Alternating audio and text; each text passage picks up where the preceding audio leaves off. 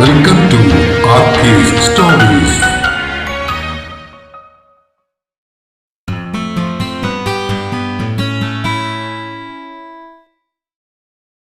Love in cover NIT love story ഭാഗം 6. രചനയും അവതരണവും രഘുദാസ് കാട്ടുങ്കൽ.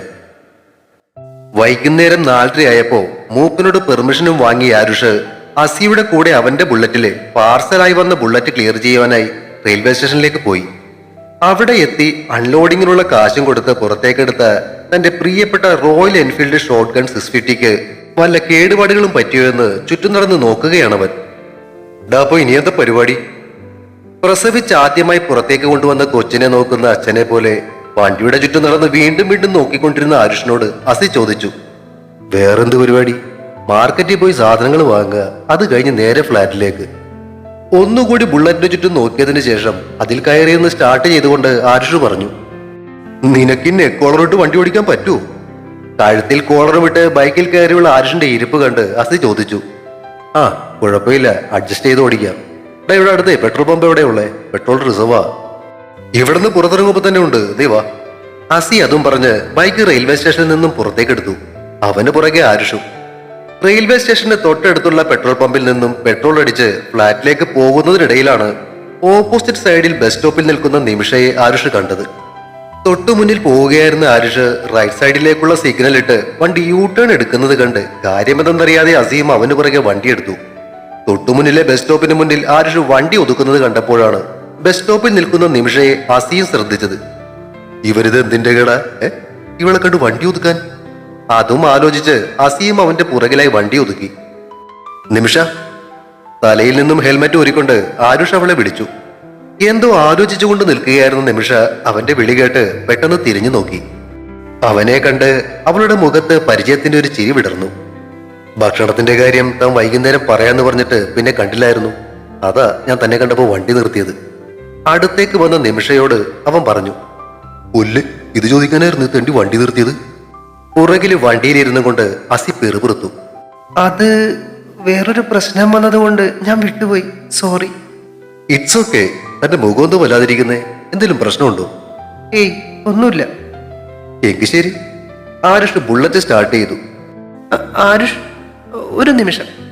എന്തോ ആലോചിച്ചതിന് ശേഷം പെട്ടെന്ന് അവൾ ആരുഷിന്റെ ബുള്ളറ്റിന് മുന്നിലേക്ക് കയറി നിന്നു. യെസ്, പറയൂ നിമിഷ, എന്താ പ്രശ്നം? ബുള്ളറ്റ് വീണ്ടും ഓഫ് ചെയ്തിട്ട് ഞാൻ ചോദിച്ചു. നമുക്ക് അങ്ങോട്ടൊന്ന് മാറി നിന്ന് സംസാരിക്കാം, പ്ലീസ്. അവൾ അല്പം സങ്കോചത്തോടു കൂടി പറഞ്ഞു. ഷുവർ. ഞാൻ ബുള്ളറ്റ് ബസ് സ്റ്റോപ്പിന്റെ സൈഡിലേക്ക് ഒതുക്കി നിർത്തിയതിനു ശേഷം അവളുടെ അടുത്തേക്ക് നടന്നു. ഡാ, എന്താ നിന്റെ ഉദ്ദേശം? വണ്ടി ഒതുക്കി ഒപ്പമെത്തി അസി വട്ടം നിന്നു. എന്തുദ്ദേശം? അവൾക്കെന്തോ പ്രശ്നമുണ്ടെന്ന് പറഞ്ഞത് നീ കേട്ടില്ലേ? അത് ഞാനും കേട്ടു. പക്ഷെ അതല്ല ഞാൻ ചോദിച്ചത്. ഉച്ചക്ക് അവളോട് ഭക്ഷണം ഉണ്ടാക്കാൻ കൂടുന്നോന്ന് ചോദിക്കുന്നു. ഇപ്പതേ വണ്ടി തിരിച്ചു കൊണ്ടുവന്ന് നിർത്തി അവളോട് ക്ഷേമം അന്വേഷിക്കുന്നു. എന്താ ആരു പ്രശ്നം? ആരോ വിടാനുള്ള വല്ല ഉദ്ദേശമാണോ? ഉഞ്ഞു പോയേടെ. അവനെ തള്ളി മാറ്റിയിട്ട് ഞാൻ നിമിഷയുടെ അടുത്തേക്ക് ചെന്നു. എന്താ പറയാനുള്ളത്? ബസ് സ്റ്റോപ്പിന്റെ സൈഡിലേക്ക് മാറി നിന്ന നിമിഷയുടെ അടുത്തേക്ക് എത്തി ഞാൻ ചോദിച്ചു. അത് ഗംഗയുടെ കാര്യമാണ്. വഷ്ട്. പുറകെ എത്തിയ അസി ഇടയ്ക്ക് കയറി. നിമിഷ അല്പം സങ്കോചത്തോടെ ഞങ്ങൾ ഇരുവരെയും മാറി മാറി നോക്കി. അവൻ പറഞ്ഞത് കാര്യമൊക്കെ ഉണ്ട്, നീ കാര്യം പറയും.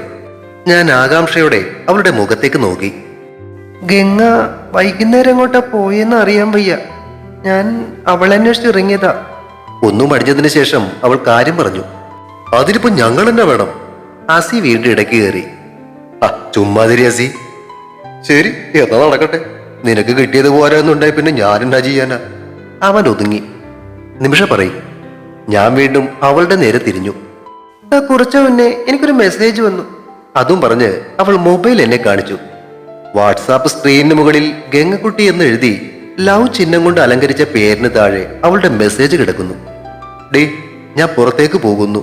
രാത്രിയാകും തിരിച്ചെത്താൻ. നീ വൈകുന്നേരം വേറെ ആരുടെയെങ്കിലും വണ്ടി പിടിച്ചോട്ടോ. ലവ് യു മുത്തേ. So what? അത് വായിച്ചു കഴിഞ്ഞ് ഞാൻ മുഖമുയർത്തി അവളെ നോക്കി. ഇതിലിത്ര വിഷമിക്കാനെന്തിരിക്കുന്നു? പുള്ളിക്കാരി പുറത്തെവിടെയെങ്കിലും പോയതായിരിക്കുന്നേ. നോ ആരുഷ്, അവൾ എന്നെ കൂടാതെ അങ്ങനെ പുറത്തേക്കൊന്നും പോകാറില്ല. അല്ലാതെ പോകുന്ന സ്ഥലം ഒന്ന് മാത്രമേ ഉള്ളൂ. അതാ എനിക്ക് പേടി. അത്രയും പറഞ്ഞ് അവൾ ഒന്ന് നിർത്തി. എവിടെയാണത്? അത് ഒന്നും മടിച്ച് അവൾ ഞങ്ങളുടെ മുഖത്തേക്ക് നോക്കിയതിനു ശേഷം തുടർന്നു. ആരുഷ് ഇന്ന് ജോയിൻ ചെയ്തേ ഉള്ളെങ്കിലും ഒരു പക്ഷെ അറിഞ്ഞാണും അവളിടയ്ക്ക് ഡ്രഗ്സ് ഉപയോഗിക്കാറുണ്ടെന്ന കാര്യം. പ്രത്യേകിച്ചും അന്ന് ശനിയാഴ്ച ആ സംഭവം കൂടി ഉണ്ടായപ്പോ തീർച്ചയായും ആരെങ്കിലും പറഞ്ഞു കാണും. അതും പറഞ്ഞ് അവൾ ആസിയുടെ നേരെ നോക്കി. അത് നീ എന്തിനാ എന്നെ നോക്കുന്നേ? ഞാനൊന്നും പറഞ്ഞിട്ടില്ല. അവളുടെ നോട്ടം കണ്ട് അവൻ കലിപ്പിലായി. ആസി പറഞ്ഞു എന്നല്ല ഞാൻ പറഞ്ഞ്. എന്തായാലും ഇവിടെ എല്ലാവർക്കും അറിയാം. അപ്പോ ആരുഷ് അറിഞ്ഞാണല്ലോ, അതാ ഞാൻ. അവൾ മുഴുമിപ്പിക്കാതെ പറഞ്ഞു നിർത്തി. അത് വിട്ടുകള, നീ കാര്യം പറയും. കുറച്ച് നാളുകളായിട്ട് അവൾ അങ്ങനെ അധികം യൂസ് ചെയ്യാറില്ല. വളരെ കഷ്ടപ്പെട്ട് അവളെ അഡിക്ഷനിൽ നിന്നും തിരികെ കൊണ്ടുവരികയായിരുന്നു. പക്ഷെ ഇന്നെന്തോ അവൾ ആകെ ഡിസ്റ്റർബ്ഡ് ആയിരുന്നു. അതുകൊണ്ടാ എനിക്കൊരു ഡൗട്ട്, അവൾ ഒരു പക്ഷെ വീണ്ടും ഡ്രഗ്സ് തേടി പോയിട്ടുണ്ടാകുമെന്ന്. ഓക്കെ, ഇപ്പൊ എന്ത് ചെയ്യാനോ ഉദ്ദേശിക്കുന്നേ? അവളെ ഒന്ന് അന്വേഷിക്കാൻ എന്നെ സഹായിക്കാവോ? വേറെ ആരും ഇല്ല ചോദിക്കാൻ, അതാ. ഡാ ഒന്നിങ്ങ വന്നേ. അസി പുറകിൽ നിന്നും പതുക്കെ എന്നൊന്ന് തോണ്ടി. എന്താ? അല്പം മാറി നിന്ന് അവന്റെ അടുത്തേക്ക് ചെന്നിട്ട് ഞാൻ ചോദിച്ചു. ഡാ നീ കേസെടുത്ത് തലവെക്കല്ലേട്ടാ. അവൾ അന്വേഷിച്ച ഡ്രഗ്സ് സപ്ലൈ ചെയ്യുന്ന സ്ഥലത്ത് പോയാലുണ്ടല്ലോ. പോയാ പോയത് തന്നെ. പിന്നെ ഒരു തിരിച്ചുവരവ് ഉണ്ടാവില്ല ശശിയെ. നാളെ നേരം വിളിക്കുമ്പോഴേ ശവം ഏതെങ്കിലും കടലിൽ കാണും. നീ ഒന്ന് ചുമ്മാതിരുന്നേ, പേടിയുണ്ടേ നീ വിട്ടോ. ഞാൻ എന്തായാലും അവളോടൊപ്പം പോവുക. അവനെ ഒന്ന് നോക്കിയതിന് ശേഷം ഞാൻ തിരിച്ച് നിമിഷയുടെ അടുത്തേക്ക് തന്നെ നടന്നു. ഒന്നൻ ബാക്കിയുള്ളവർ കൂടി കൊലക്ക് കൊടുക്കും. അതും പറഞ്ഞ് അസിയും പുറകെ വന്നു. നിമി, നിനക്ക് എവിടെയാണ് ഈ സ്ഥലം എന്നറിയാമോ? അവളുടെ അടുത്തേക്ക് എത്തി ഞാൻ ചോദിച്ചു. വാസ്കോഡ ഗാമയിലുള്ള ഹാർബറിൽ എവിടെയാണ്? എനിക്ക് സ്ഥലം അറിയാം, പക്ഷെ ഒന്നുകൂടി ആലോചിച്ചിട്ട് പോരെ. അസി പ്രതീക്ഷയോടെ എന്നെ നോക്കി. നീ വന്നേ. ബുള്ളറ്റ് സ്റ്റാർട്ട് ചെയ്തിട്ട് ഞാൻ അസിയോട് പറഞ്ഞു, കേറ്. നിമിഷയുടെ അടുത്ത് ബുള്ളറ്റ് നിർത്തി ഉണ്ടായിരുന്ന എക്സ്ട്രാ ഹെൽമെറ്റ് എടുത്ത് കൊടുത്തിട്ട് ഞാൻ പറഞ്ഞു. അവൾ ബുള്ളറ്റിന്റെ പുറകിലേക്ക് കയറി ഹെൽമെറ്റ് ഇട്ട് ചിൻസ്ട്രാപ്പ് ലോക്ക് ചെയ്യുമ്പോഴേക്കും അസി തന്റെ ബുള്ളറ്റ് അടുത്തേക്ക് കൊണ്ടുവന്ന് ഇരപ്പിച്ചു നിർത്തി. അവനെ നോക്കി ഒന്ന് കണ്ണിറുക്കി കാണിച്ചിട്ട് ഞാൻ ബുള്ളറ്റ് മുൻപിലേക്ക് എടുത്തു. എന്നെ നോക്കി എന്തോ പിറുപിറുത്തതിന് ശേഷം അവനും ബുള്ളറ്റിന്റെ ആക്സിലേറ്റർ തിരിച്ചു. നിമിഷയ്ക്ക് അവളെ കൺട്രോൾ ചെയ്യാൻ പറ്റുന്നില്ലേ, അവളുടെ വീട്ടിൽ വിളിച്ചു പറയായിരുന്നില്ലേ? അസിയുടെ പുറകെ ബുള്ളറ്റ് പായിക്കുന്നതിനിടയിൽ ഞാൻ തല ചരിച്ച് അവളോട് ചോദിച്ചു. വളരെ എഫേർട്ട് എടുത്തിട്ടാണെങ്കിലും അവൾ എല്ലാം അവസാനിപ്പിച്ചുകൊണ്ട് വരികയായിരുന്നു. പിന്നെ ഇടയ്ക്ക് ചെറിയ രീതിയിൽ ട്രീറ്റ്മെന്റും ചെയ്തിരുന്നു. അതിനിടയിലാണിന്ന്. ഇന്നെന്ത് പറ്റി പ്രത്യേകിച്ച്? അവളുടെ പാസ്റ്റ് അല്പം ട്രാജഡിയാ. അതിന്ന് ഉച്ചക്ക് അറിയാതെ സംസാരത്തിനിടയിൽ കയറി വന്നു. കുറച്ച് കാര്യങ്ങളൊക്കെ ഞാനും അറിഞ്ഞിരുന്നു. നേരത്തെ വർക്ക് ചെയ്തിരുന്ന സ്ഥലത്ത് എന്തോ അഫയർ ഉണ്ടായിരുന്നു എന്നും അത് ബ്രേക്കപ്പ് ആയി എന്നും. പക്ഷെ ആ ഒരു കാര്യം കൊണ്ട് ഇന്നത്തെ കാലത്ത് ആരെങ്കിലും ഇങ്ങനെ സ്വയം നശിക്കൂ? അതും ഗംഗയെ പോലെ ബോൾഡായ ഒരു പെൺകുട്ടി. ആ ബോൾഡ്നെസ് ഒക്കെ അവൾ അണിഞ്ഞിട്ടുള്ള മൂടുപടം മാത്രം ആരുഷ്. ഇവിടെ എല്ലാവർക്കും അവരുടെ കാര്യങ്ങൾ അറിയാവുന്നത് കൊണ്ട് എല്ലാരിൽ നിന്നും ഒരു അകലം സൂക്ഷിക്കാൻ അവൾ അണിഞ്ഞിട്ടുള്ള വേറൊരു മൂടുപടം. പക്ഷെ അടിയുടെ ലെവൽ വെച്ച് നോക്കി ആളത്ര പാവൊന്നുമല്ല. ഇടത് കൈ ഉയർത്തി കഴുത്തിലെ നെക്കോളറിൽ പതുക്കെ ഞാനൊന്ന് തടവി. സോറി ആരു, അവൾക്ക് വേണ്ടി ഞാൻ ക്ഷമ ചോദിക്കുന്നു. ആക്ച്വലി അന്ന് എനിക്ക് വേണ്ടിയാ അവൾ അടി ഉണ്ടാക്കിയേ. അവിടെ ഉണ്ടായിരുന്ന ആ ഗ്യാങ്ങിലെ ഒരുത്തൻ എന്നെ കയറി പിടിച്ചതാ. അവനെ അവൾ അടിക്കുന്നതിന്റെ ഇടയിലേക്കാ അരുഷ് വന്ന് ചാടിയേ. അത് ശരി, അപ്പൊ താനും ഉണ്ടായിരുന്നു അവിടെ? യെസ്. എന്തായാലും ഒരു ലവ് ഫെയിലിയർ കാരണം ഒരു പെണ്ണ് ഇത്രക്ക് ഡൗൺ ആവുന്നത് ഞാൻ ആദ്യമായിട്ട് കാണുക. അവളുടെ അച്ഛനും അമ്മയും ലവ് മാരേജ് ആയിരുന്നേ. ആ സ്നേഹം കണ്ടു വളർന്ന അവള് ബാംഗ്ലൂരിൽ ജോലിക്ക് ചെന്നപ്പോഴാ ആ റാസ്കളുമായി അടുക്കുന്നേ. അവളുടെ അച്ഛനെ പോലെ സ്നേഹിക്കുന്ന പെണ്ണിനെ എന്നും കൂടെ നിർത്തുന്ന ഒരാളാണെന്ന് വിചാരിച്ച അവൾ അവനെ സ്നേഹിച്ചേ. പിന്നെന്ത് പറ്റി? ഒരു പണച്ചാക്കിന്റെ ആലോചന വന്നപ്പോ ആ തെണ്ടി കാലം മാറി. പക്ഷെ അവൾക്ക് അതിപ്പോഴും അക്സെപ്റ്റ് ചെയ്യാൻ സാധിച്ചിട്ടില്ല. ഓ, അപ്പോ നല്ല അസ്ഥിക്ക് പിടിച്ച പ്രണയമായിരുന്നു അല്ലേ? അതും പറഞ്ഞ് പഴയ കാര്യങ്ങൾ ഓർത്തിട്ടോ എന്തോ അവൾ നിശബ്ദയായി. ഞാനും പിന്നെ അവളെ ശല്യപ്പെടുത്തിയില്ല. അരമണിക്കൂർ കൊണ്ട് ഞങ്ങൾ വാസ്കോഡഗാമ ടൗണിലെ ഹാർബറിലെത്തി. ഇവിടെ എവിടെയാ സ്ഥലവും നിനക്കറിയോ? ബുള്ളറ്റ് ഒതുക്കി അടുത്തേക്ക് വന്ന അസിയോട് ഞാൻ ചോദിച്ചു. ഒരിക്കലും ഞാൻ ഇവിടെ വന്നിട്ടുണ്ട്. ശരി, അപ്പൊ നിനക്ക് പണ്ട് ഡ്രഗ്സിന്റെ ഏർപ്പാടുണ്ടായിരുന്നു? അതേടാ, ഡ്രഗ്സ് മാത്രമല്ല വേറെ ചില ഇടപാടുകൾ ഉണ്ടായിരുന്നു. അറിയണോ? ഇങ്ങ് വാ, ചെവിയെ പറഞ്ഞു തരാം. ഓ വേണ്ട, എന്നാ കിണിക്കാണ്ട് വാ. അതും പറഞ്ഞ് അവൻ നടന്നു. പുറകെ ഞങ്ങളും. ഹാർബറിലേക്ക് കടന്ന് ഏതൊക്കെയോ വഴികളിലൂടെ അവൻ മുന്നോട്ട് നീങ്ങി. ഡാ, തിരികെ ഓടേണ്ടി വന്ന നിനക്ക് വഴി അറിയോ? ചോദ്യം കേട്ട് അവൻ തിരിഞ്ഞു നിന്നു. അതാ അവിടെ വെച്ച് പച്ച മലയാളത്തിൽ നിന്നോട് എഴുന്നള്ളിച്ചത് ഡാർക്ക് സീൻ ആണെന്ന്. അപ്പൊ നിനക്കായിരുന്നില്ലേ ക്രിമികടി? ഇനിയിപ്പോ എന്നാ ചെയ്യണം? വണ്ടി വളക്കട്ടെ? ഞാൻ തിരിഞ്ഞ നിമിഷയെ നോക്കി. പ്രതീക്ഷയോടെയും അല്പം ഭയത്തോടെയും ഞങ്ങളെ നോക്കി നിൽക്കുന്ന അവളെ കണ്ടപ്പോ എന്തായാലും വന്ന കാര്യം നടത്താമെന്ന് തന്നെ ഞാൻ തീരുമാനിച്ചു. പറ, എന്താ വേണ്ടത്?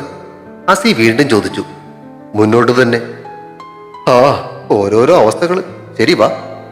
അതും പറഞ്ഞ് അവൻ വീണ്ടും മുന്നോട്ട് നടന്നു. അല്പം കൂടി നടന്നു കഴിഞ്ഞ് ഇടുങ്ങിയൊരു വഴിയിലേക്ക് അവൻ കടന്നു. കഷ്ടിച്ച് 2 പേർക്ക് കടന്നു പോകുവാൻ മാത്രം വീതിയുള്ള ഒരു വഴി. ആ വഴിയിൽ കുറച്ചുകൂടി മുന്നോട്ട് നടന്നതും അടുത്ത കെട്ടിടത്തിൽ നിന്നും ഡോർ തുറന്ന് ഒരാൾ വെളിയിലേക്ക് ഇറങ്ങി. ഞങ്ങളെ കണ്ട് അയാൾ അവിടെ നിന്നു. കോനബേ ക്യാ ചാഹിയേ? ഭായ് സാബ് മാൽ മിലേഗാ ക്യാ ചരസ് ഗാഞ്ച? ആസി പുള്ളിയോട് ചോദിച്ചു. കഹാ സേ ഹോ? പഹലെ തോ യഹാ നഹീ ദേഖാ. കേരള സേ ഹേ ഭായ് സാബ്, പഹലി ബാർ ഹേ. ठीक है, यहाँ डरो, अभी आएगा. സംശയത്തോടെ ഞങ്ങളെ ഒരിക്കൽ കൂടി ഒന്ന് നോക്കിയതിനു ശേഷം അയാൾ നടന്ന് മറ്റൊരു കെട്ടിടത്തിലേക്ക് കയറിപ്പോയി. എടാ വാ. ഞാൻ അസിയെയും വലിച്ചുകൊണ്ട് ആദ്യം കണ്ട വാതിലൂടെ അകത്തേക്ക് കടന്നു. പുറകെ നിമിഷയും. അവിടെ കണ്ട മുറികളിൽ കയറി നോക്കിയെങ്കിലും ആരെയും കണ്ടില്ല. പെട്ടെന്ന് പുറകിൽ മറ്റൊരു വാതിൽ തുറക്കുന്ന ശബ്ദം കേട്ടു. കറുത്ത് തടിച്ച ഒരുത്തൻ. അവൻ ഞങ്ങളുടെ അടുത്തേക്ക് എത്തി അരയിൽ നിന്നും ഒരു തോക്ക് വലിച്ചൂരിയെടുത്തു. Glock 18 pistol. ആ ലേറ്റസ്റ്റ് ഗൺ അവനെ പോലെ ഒരുത്തന്റെ കയ്യിലിരിക്കുന്നത് കണ്ട് എന്റെ കണ്ണു തള്ളി. അത് ഭായി, സോറി അണ്ണ. തോക്ക് കണ്ടതോടെ അസിയുടെ പിടിവിട്ടു. അതോടെ ഞാൻ മുന്നോട്ട് കയറി. ഭായ് സാബ്, ഹം ലോഗ് एक लड़की को ढूंढने के लिए यहाँ आया है. कोई लट्टी वटकी नहीं है, निकलो यहाँ से साले. എന്റെ തൊട്ടുമുന്നിലേക്ക് വന്ന് തോക്ക് ഇളക്കിക്കൊണ്ട് അവൻ പറഞ്ഞു. ഞാൻ അസിയെയും നിമിഷയെയും ഒന്ന് നോക്കി. അസി വായും പൊളിച്ച് ആ തോക്കിലേക്ക് നോക്കി എന്തോ പറയുന്നുണ്ട്. പക്ഷെ ശബ്ദം പുറത്തേക്ക് വരുന്നില്ല. നിമിഷ പേടിച്ച് പുറകിലേക്ക് മാറി എന്റെ ഷർട്ടിൽ പിടിച്ച് വിറച്ചുകൊണ്ട് നിൽക്കുന്നു. അവന്റെ കൈ ട്രിഗറിൽ അമർന്നിരിക്കുന്നത് ഞാൻ ശ്രദ്ധിച്ചു. ഏത് നിമിഷവും അതിൽ നിന്നുമുള്ള വെടിയുണ്ടകൾ ഞങ്ങളുടെ ജീവൻ എടുക്കുമെന്ന് എനിക്ക് മനസ്സിലായി. അടുത്ത നിമിഷം കൈ നീട്ടി ഞാൻ ആ തോക്കിന്റെ ട്രിഗറിന്റെ പുറകിലേക്ക് എന്റെ ചൂണ്ടുവിരൽ കടത്തി. അതോടെ അവന് ട്രിഗർ വലിക്കാൻ പറ്റാതെ ലോക്കായി. എന്താണ് സംഭവിച്ചതെന്ന് മനസ്സിലാവാതെ ട്രിഗർ വലിക്കാൻ ശ്രമിച്ചുകൊണ്ട് അവൻ എന്നെയും തോക്കിനെയും മാറി മാറി നോക്കുന്നതിനിടയിൽ എന്റെ ഇടത് കൈ അതിവേഗം ചലിച്ചു. തോക്കിന്റെ ബാരൽ ലോക്ക് താഴ്ത്തിയ മുന്നിലേക്ക് വലിച്ചപ്പോ അതിന്റെ ബാരൽ മൂരി എന്റെ കയ്യിലായി. അതോടെ തോക്കിൽ നിന്നും പിടിപെട്ട് അവൻ വലത് കൈ ഉയർത്തി ആ തടിച്ച കൈ ചുരുട്ടി പഞ്ച് ചെയ്തു. മുഖത്തിന് നേരെ വന്ന അവന്റെ ചുരുട്ടി പിടിച്ച കൈയിലേക്ക് എന്റെ ഇടത് കയ്യിലിരുന്ന തോക്കിന്റെ ബാരൽ കൊണ്ട് ഞാൻ ആഞ്ഞൊന്ന് കുത്തി. അതോടൊപ്പം വലതേ കയ്യിലിരുന്ന തോക്കിന്റെ ബട്ട് വീശി അവന്റെ തലയ്ക്ക് മാഞ്ഞടിച്ചു. വേദന കൊണ്ട് അലറിക്കരയാൻ പൊളിച്ച അവന്റെ വായിൽ നിന്ന് ചെറിയൊരു ഞരക്കം മാത്രമേ വന്നുള്ളൂ. ആ തുറിച്ച കണ്ണുകൾ മിഴിച്ച് എന്നെ നോക്കിക്കൊണ്ട് അവൻ താഴേക്ക് മലർന്നടിച്ചു വീണു. പക്ഷെ ആ കാലമാടം വീണത് അവിടെ ഇരുന്നൊരു കസേരയുടെ മുകളിലേക്കായിരുന്നു. ആ അലവലാതിയുടെ മുടിഞ്ഞ വെയിറ്റ് കാരണം അത് ഇടിഞ്ഞു പൊളിഞ്ഞ് ആന ചവിട്ടിയതുപോലെയായി. എല്ലാം കൂടി പൊളിഞ്ഞു വീഴുന്ന ശബ്ദം കേട്ട് 4-5 പേർ അടുത്ത മുറികളിൽ നിന്ന് മോടി പുറത്തേക്ക് വന്ന് ഞങ്ങളെയും താഴെ ചത്തതുപോലെ കിടക്കുന്ന തടിമാടനെയും മാറി മാറി നോക്കി. പരസ്പരം നോക്കിയ അവർ അവരുടെ പാന്റിന്റെ പുറകിൽ നിന്നും കാലിൽ ധരിച്ചിരുന്ന സോക്സിൽ നിന്നും തോക്കുകൾ വലിച്ചെടുക്കുന്നത് കണ്ട് അസി കിളി പോയതുപോലെ എന്റെ അടുത്തേക്ക് ചേർന്ന് നിന്നു. സന്തോഷമായില്ല അരുണേട്ടാ. തൊട്ടടുത്ത് നിന്ന് വിറച്ചുകൊണ്ടാണെങ്കിലും അവൻ പറയുന്നത് കേട്ട് ആ അവസ്ഥയിലും എന്റെ തൊട്ടുപുറകിൽ നിന്നും ഒരു ചെറു ചിരി പൊട്ടിയത് ഞാൻ കേട്ടു. തുടരും. ലവ് ഇൻ ഗോവ അടുത്ത ഭാഗം ഉടൻ പ്രതീക്ഷിക്കുക. സബ്സ്ക്രൈബ് ചെയ്യാത്തവരുണ്ടെങ്കിൽ ദയവായി സബ്സ്ക്രൈബ് ചെയ്ത് സപ്പോർട്ട് ചെയ്യണേ. കഥ കേൾക്കുന്നവർ അഭിപ്രായങ്ങളും ലൈക്കുകളും ഹൈപ്പും ഒക്കെ ഒന്നിട്ടേക്കണേ. Thank you.